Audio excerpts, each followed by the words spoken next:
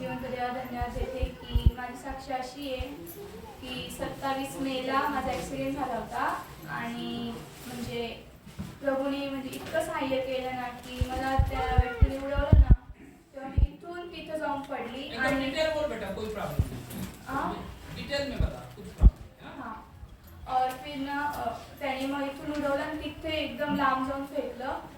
आणि म्हणजे तो येत होता ना तेव्हा गाडीची हेडलाईट एकदम चमकत होती आणि खूप प्रकाश होता तर मम्मी माझ्यासोबतच होती तर मग मम्मी पुढे जायची मागे यायची मम्मी राईट साईडला होती ती गाडी पण राईट साईडला होती आणि मम्मीच्या लेफ्ट साईडला मी होती तर मम्मीला मी म्हणते की मम्मी थांब आणि मम्मी होती चल मम्मी चल तर मम्मी म्हणायची थांब तर मग इतकी हेडलाईट त्याने मारली इतके जोरात आणि त्याने ड्रिंक पण केली होती त्याची गाडीचं हँडल आहे ना पूर्ण राऊंड होत होतं तर मग त्याच्यानंतर तो इतका फास्ट आहे त्याने मम्मीला ठोकलं आणि तेव्हाच माझे डोळे बंद झाले आणि त्याच्यानंतर मग तो पुढे आला काय झालं काहीच माहीत नाही मग मम्मीने मला सांगितलं त्याने तुला उडवलं आणि एकदम लांब जाऊन फेकलं आणि मग त्याच्यानंतर ते दुखणं सुद्धा मला प्रभूने जाणीव करून नाही दिली दुखण्याची सुद्धा आणि मग त्याच्यानंतर मला 4 तासांनी होश आला आणि त्याच्यानंतर मम्मी सांगायला लागली रडायला लागली की असं झालं तसं झालं तुम्ही म्हटली अच्छा मग मम्मीला म्हटले की पास्टरना फोन केला का तू मम्मी म्हणे की हा पण लागत नाही बॅलन्स पण त्यावेळेस संपला बॅलन्स सुद्धा आणि मग काय करायचं टेन्शन आलं आणि मग त्याच्यानंतर मग तिसऱ्या दिवशी पास्टर आले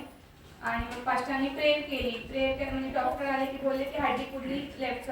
साईडची फ्रॅक्चर आहे आणि गालाला सुद्धा फ्रॅक्चर होतं आणि डोक्याला सुद्धा फ्रॅक्चर होतं मग रक्ताच्या उलट्या वगैरे झाल्या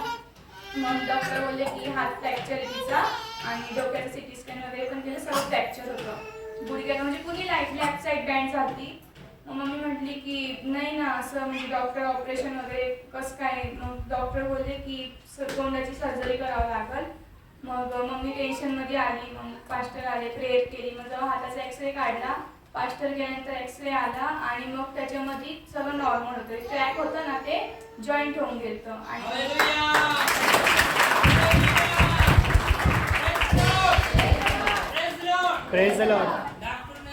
कोण होते ते व्यक्ती त्यांनी प्रेयर वगैरे केली ते तुम्ही काहीतरी केलं आणि मग हड्डी जॉईंट झाली म्हणजे तुमच्या देवामध्ये किती ताकद आहे असे ते बोलले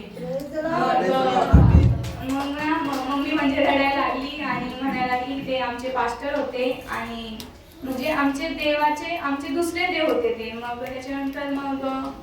डॉक्टर आले आणि म्हणे की हाताचं तर जॉईंट झालंय पण गालाचं फ्रॅक्चर सांगितलंय तर ऑपरेशन करावं लागलं तर मम्मी घाबरली मी पण घाबरून गेली की म्हणजे पूर्ण फेस खराब होईल आणि मग त्याच्यानंतर मग ते बोलले की म्हणजे काही टेन्शन नका घेऊ आपण फक्त ते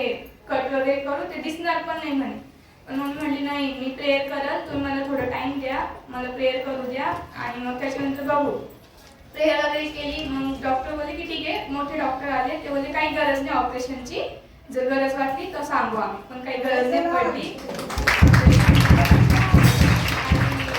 डोक्याचं पण म्हणजे ते मोठे डॉक्टर आले ते बोलले की म्हणजे केस वगैरे काढावं लागल हे सगळं खोलावं लागेल डोकं बिकं आणि मग त्याच्यानंतर ऑपरेशन करावं लागलं तर मी एकदम घाबरून गेली मम्मीला म्हटलं मम्मी घरून बायबल आण मी प्रार्थना करते आणि पास्टर पिंक्या तुला पण सांग मग त्यांनी वगैरे प्रार्थना केली ग्रुपवर टाकलं सगळ्यांनी प्रार्थना केली आणि मग त्याच्यानंतर मग ते बोलले की काही गरज नाही त्याची पण ऑपरेशनची हिला डिस्चार्ज देऊन टाक